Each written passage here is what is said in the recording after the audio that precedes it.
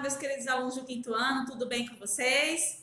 Estão preparados para mais uma aula de ciência? Olha só, gente, na aula anterior, a tia Ju havia dito que nós iríamos utilizar o livro novo, mas, vindo melhor que tinha algumas atividades para serem finalizadas na ficha, nós achamos melhor deixar para continuarmos esse livro 2 a partir da outra semana ainda, tá certo? Então, essa semana, a gente vai focar nossos estudos para finalizarmos essas fichas de atividade. Tá bom? Então, essa semana também nós vamos ter dois momentos diferentes com duas aulas de ciências, isso mesmo. Na nossa primeira aula, que é a aula de hoje, nós vamos realizar aí juntinhos as atividades da ficha que iniciam na página 83 até a página 90. E aí, vamos lá? Então, vamos lá, pessoal. Nessa primeira questão, ele pergunta o seguinte: o que é coleta seletiva? Então, nós estudamos sobre a coleta seletiva, não é? Então, o que é esse tipo de coleta? A coleta seletiva, gente, é uma coleta diferenciada, ok? Nós sabemos que a coleta seletiva é uma coleta diferenciada, não é? Desses tipos de resíduos que foram identificados e classificados previamente. Como é que eles são separados? Que critério a gente utiliza para separar esses tipos de resíduos? O critério de acordo com a sua composição, ou seja, do que esse material é feito. Então, a gente coleta separadamente os plásticos, vidros, papéis e resíduo orgânico. Não é isso que a gente aprendeu?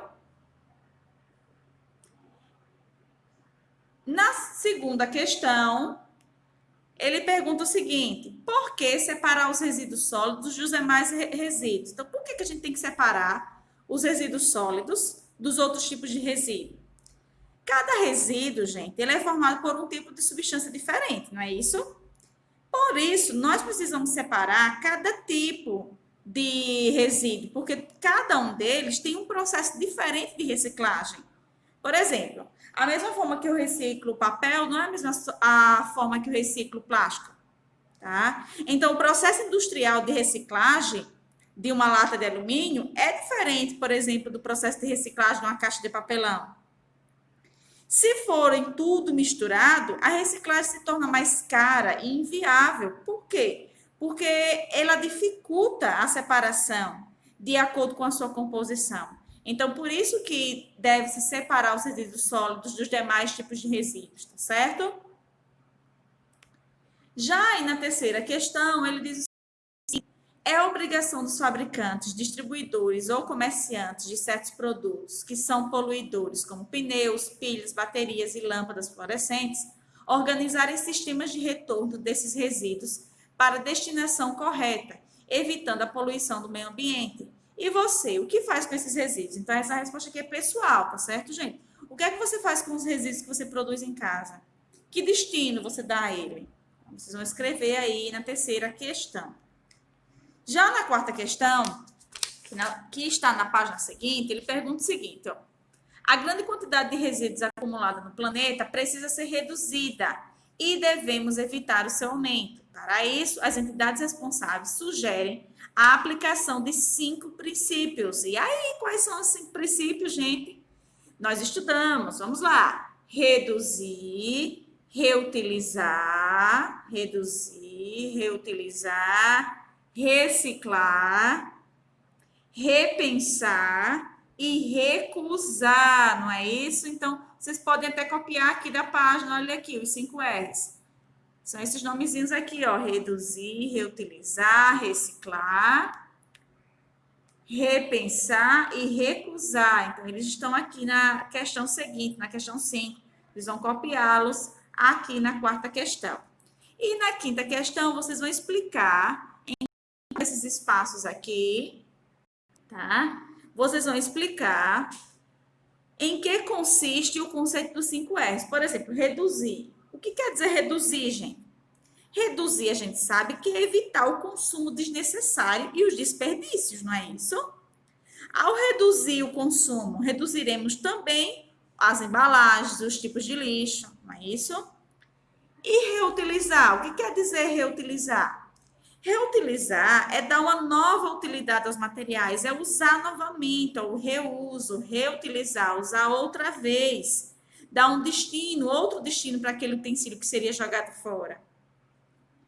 Já o reciclar é recuperar o material, transformando novamente em matéria-prima para produzir novos materiais.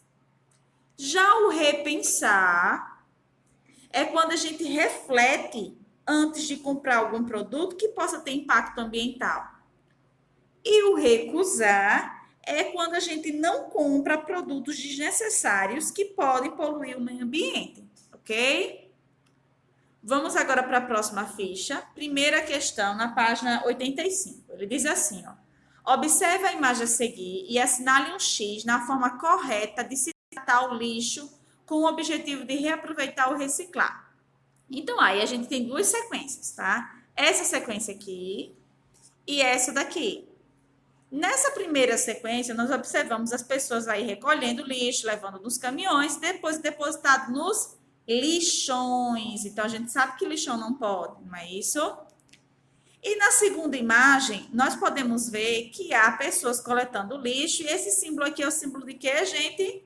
Reciclagem. Então, quando eu reciclo esse lixo que está sendo coletado aqui, ele é produzido, ele é usado para fazer outros tipos de coisas. Então, vocês vão marcar um X na forma correta. Qual é a forma correta? Essa forma ou essa forma? Então, a forma correta é nessa, não é, galera? Que tem aí a reciclagem, tá bom? Segunda questão. Na questão anterior, há um símbolo verde. Qual o seu significado? Então, a tia já acabou de falar que o significado é reciclagem.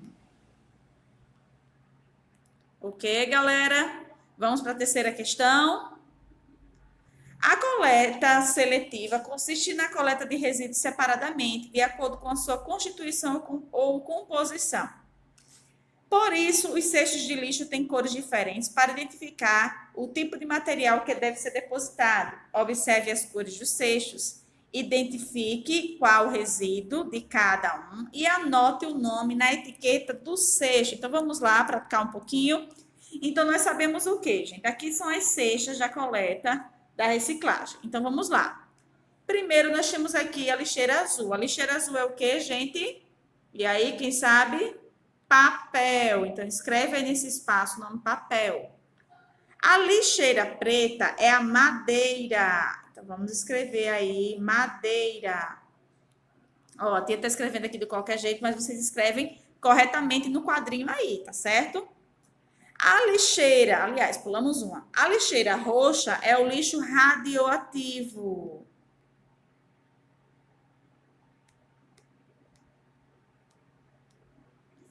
A lixeira cinza é o lixo hospitalar.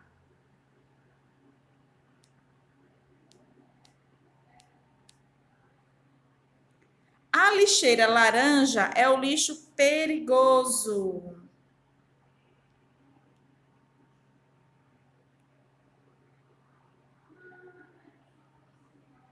Certo? A lixeira marrom é o lixo orgânico.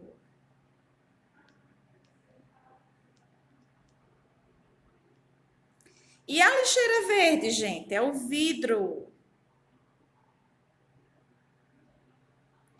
A lixeira amarela é o metal.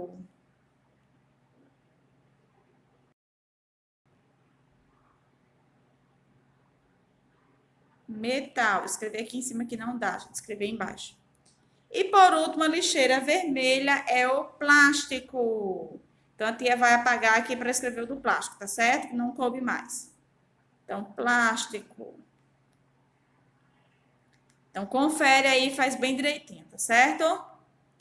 Na quarta questão, gente, quando houver necessidade, vocês podem pausar o vídeo para copiar direitinho, tá certo? Na quarta questão, ele diz assim, ó, os aterros sanitários são locais preparados para diminuir os impactos ambientais causados pelo descarte de resíduo.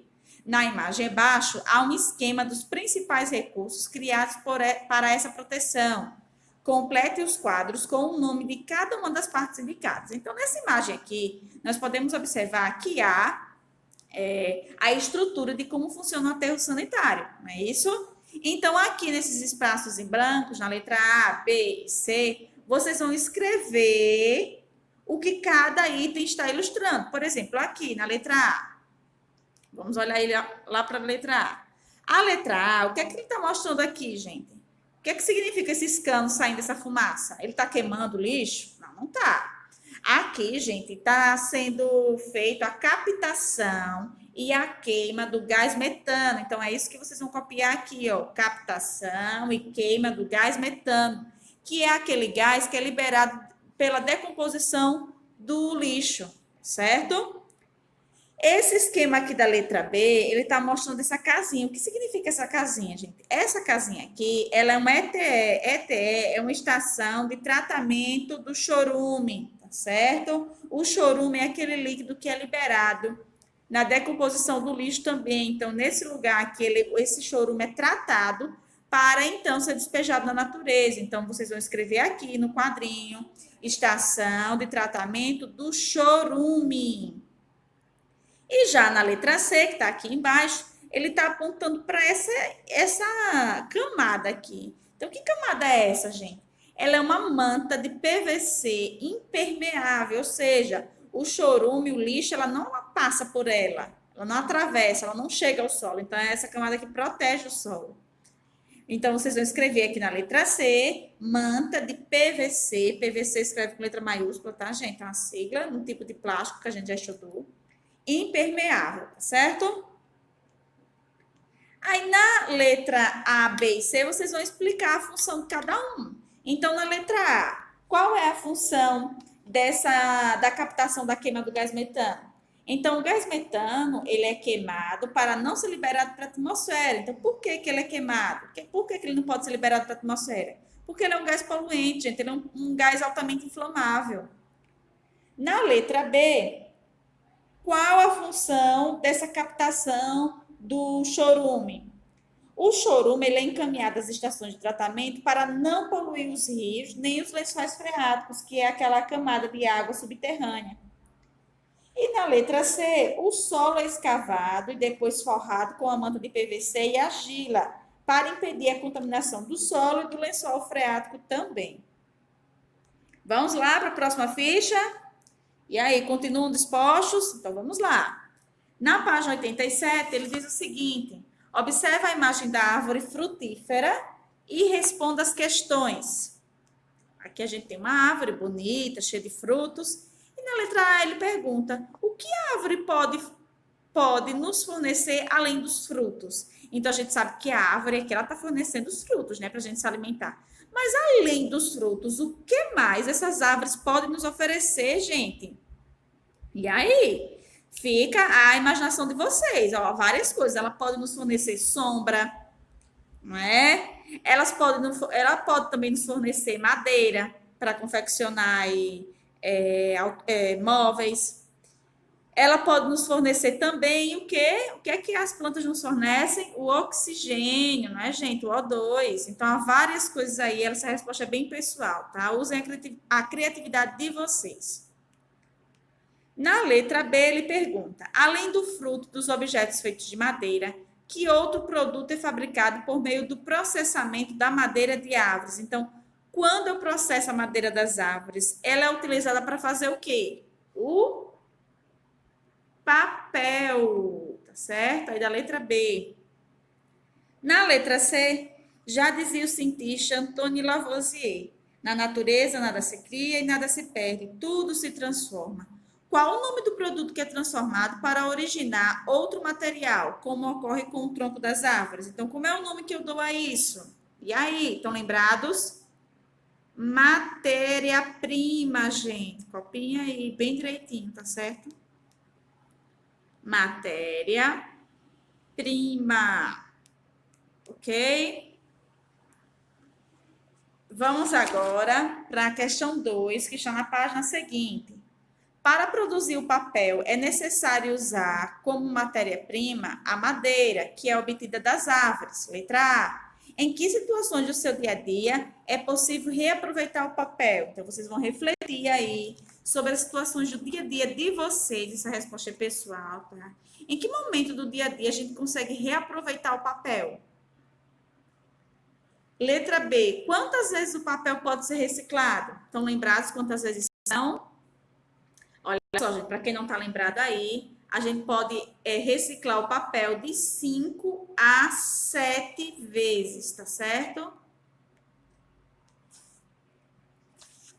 Na terceira questão, pede para que vocês observem essa imagem ao lado. Essa imagem aí, gente, é a extração do látex das seringueiras, não é? Então, embaixo ele pergunta: o plástico e a borracha são feitos da mesma matéria-prima? E aí, o que vocês acham? O látex, ele serve para fazer o plástico e a borracha, gente?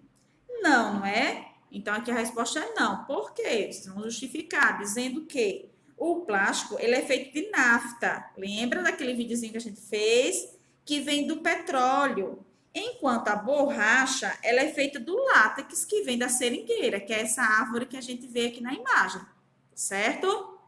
Então, além de colocar o não aqui, justifiquem, tá? Como a tia falou. A última fichinha que nós vamos fazer hoje é da página 89, inicia aí. Ele diz assim, ó, em muitas embalagens de alimento, e principalmente em latinhas de refrigerante, usa-se o metal. Observe o ciclo desse material e responda as questões. Então, vamos olhar agora para esse ciclo. Está enumerado aí de 1 a 6, não é, gente? Então, vamos lá. Qual é o processo mostrado na etapa 1? Então, nós vamos olhar aqui. Nessa etapa 1, o que está sendo mostrado? O que é isso? É a extração do mineral do solo. Que mineral é esse? Metal. Então, é a extração do metal do solo. Extrair é retirar, tá certo? Quais são os processos? Letra B agora. Quais são os processos que ocorrem nas etapas 2 e 3? Então, vamos lá. Na etapa 2, que é essa daqui, nas indústrias, o processo de transformação da matéria-prima em objetos. Então, ele leva para a indústria para transformar esse metal, que é extraído do solo, em produtos. E na etapa 3, os objetos são usados como embalagens de produtos, tá? Letra C. A partir da etapa 4, surgem 2 caminhos. E aí? Quais são eles? Então, depois da etapa 4 aqui, surgem 2 caminhos. Esse ou esse. Então, quais são eles? A gente vai dizer. Na etapa 5, existe o caminho de como resíduo sólido, eles são descartados no lixo comum. E também existe o caminho da reciclagem, que as embalagens são separadas e encaminhadas por coleta seletiva para reciclar. Ok? Compreenderam aí letra A, B e C? Se necessário, vão fazendo pausa na videoaula para que vocês continuem, consigam aí copiando, tá? Segunda questão. Observando o ciclo do metal, principalmente nas etapas 1 e 2, por que é importante reciclar o metal? Vamos olhar aqui novamente para as etapas 1 e 2. Olhando para cá, eu quero que vocês me digam aí, vejam aí, por que é importante reciclar o metal, minha gente? E aí? Gente, é importante a gente reciclar o metal para reduzir a extração de matéria-prima, tá? Então, quando a gente extrai muitas coisas da natureza, vai chegar uma hora que não vai ter mais, não é verdade? Então, é importante para que a gente diminua, reduza a retirada de matéria-prima da natureza, evita também a poluição devido a substâncias que são utilizadas para extrair esse metal, tá certo? E na indústria também haverá menos produção de poluentes, porque a indústria libera gases tóxicos, aqui, CO2, né? Ele polui o meio ambiente, tá? Na terceira questão, ele diz o seguinte: para a produção do vidro novo, as substâncias da matéria-prima são misturadas e elevadas ao forno a temperaturas de 1.250 graus Celsius para se fundir, ou seja, para derreter. À medida que resfria, o vidro fica maleável e pode ser moldado na forma que se deseja. No processo de reciclagem, o vidro é triturado e misturado a mais matérias-primas. Quantas vezes o vidro pode passar por esse processo de reciclagem? Marcar um X ou circular aí a letrinha. Até 20 vezes? Cerca de 5 a 10 vezes? Até 100 vezes ou indefinidamente? E aí, indefinidamente. Então, o vidro pode reciclar quantas vezes quiser, tá? Não tem um número exato como o papel, por exemplo. E na quarta questão e última questão de hoje, ele pergunta: o vidro pode ser encontrado numa infinidade de objetos. Cite 5 aplicações do vidro em objetos do seu dia a dia. Então, você vai escrever aqui 5 situações em que o vidro é utilizado em objetos que você utiliza no dia a dia. Pode ser copo, janela, celular, televisão, o óculos, as portas de fogão, no micro-ondas, nas janelas dos carros. Então, a infinidade de coisas que vocês podem colocar aqui do dia a dia de vocês, tá bom?